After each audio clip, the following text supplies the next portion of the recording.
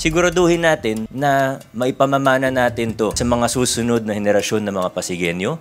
Siguraduhin natin na ito po ay future ready. Siguraduhin natin na itong building na ito, itong new City Hall na ito, kasi hindi lang po building yung pinag-uusapan natin, kundi yung 2 hektarya po ng lupa. Kasama yung road network, kasama yung mga ibang yung plaza. We will make sure that what we will build will last for 100 years. Marami po tayong ginawa sa lungsod natin na sinasabi ng marami noon ay imposible.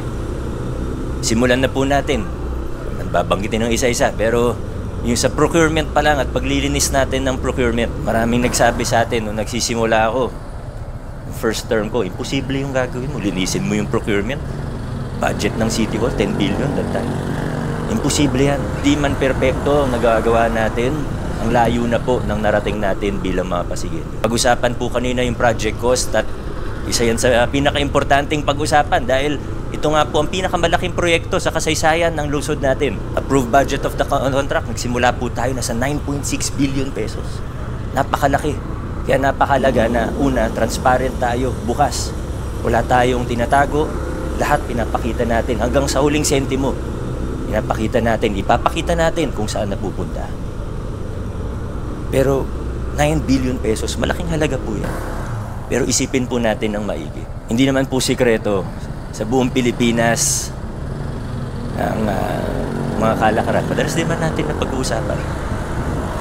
Yung sinasabi ng mga government officials o yung tawag ng mga government officials na SOP, yung automatic kickback sa mga politiko.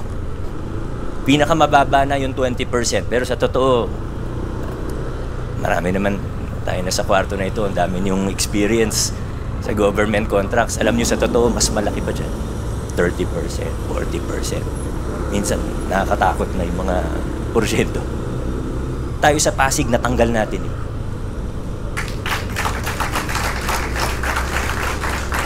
At dahil natanggal natin yun, naging bukas ang bidding natin, nahirapan tayo sa proseso, nakailang rigudon tayo, mga department natin, pati engineering department, nung una hindi talaga sanay sa ganung klaseng sistema na bukas at malinis.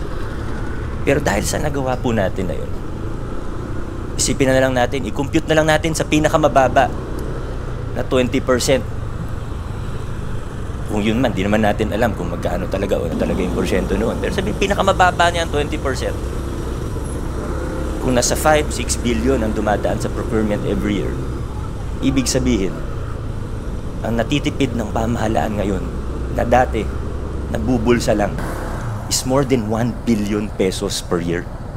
More than 1 billion pesos per year ang natitipid natin. Ang maximum term ng mayor, 3 years per term, ang maximum is 3 consecutive terms. Posible maging mayor ng 9 years ang isang mayor. Kung sa 9 years, makatipid tayo. Hindi naman sa pinangunahan natin yung tao, pero for the sake of discussion, 9 years, more than 1 billion yung natitipid natin taon-taon na dating nabubulsa lamang. Mga kaibigan, para tayong nagpatayo ng bagong City Hall na world-class, good for 100 years, na libre. Kung dati napunta lang sa bulsa, ito nakapagpatayo tayo ng maganda, ng maayos. Nagsimula tayo dahil kailangan natin itong gawin. Pero sabi nga, ayusin na natin.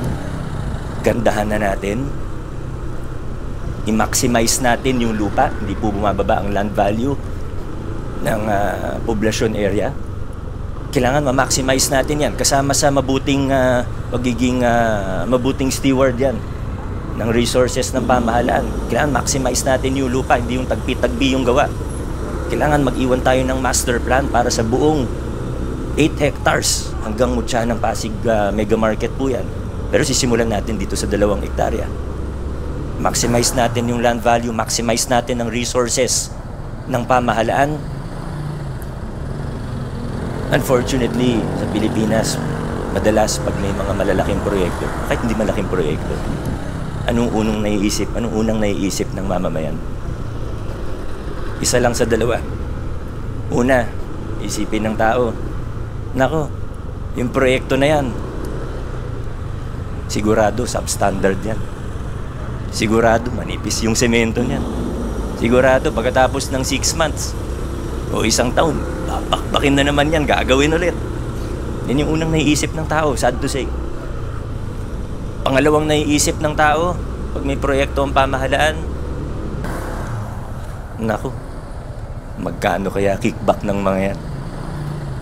Totoo po yan, kahit saan ka sa Pilipinas pumunta.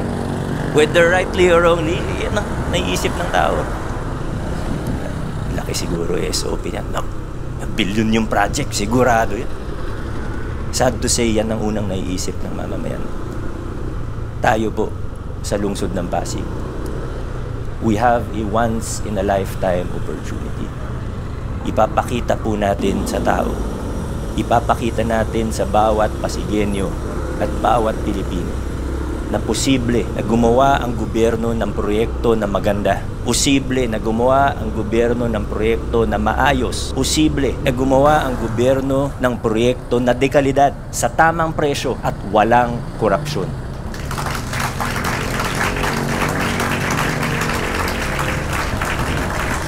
Mga kasama, yung timeline natin ay masasabi natin na ambitious. Posible pero mahirap ang gagawin po natin. Dalawa lang po ang marching orders ko sa ating Pasig City Consortium.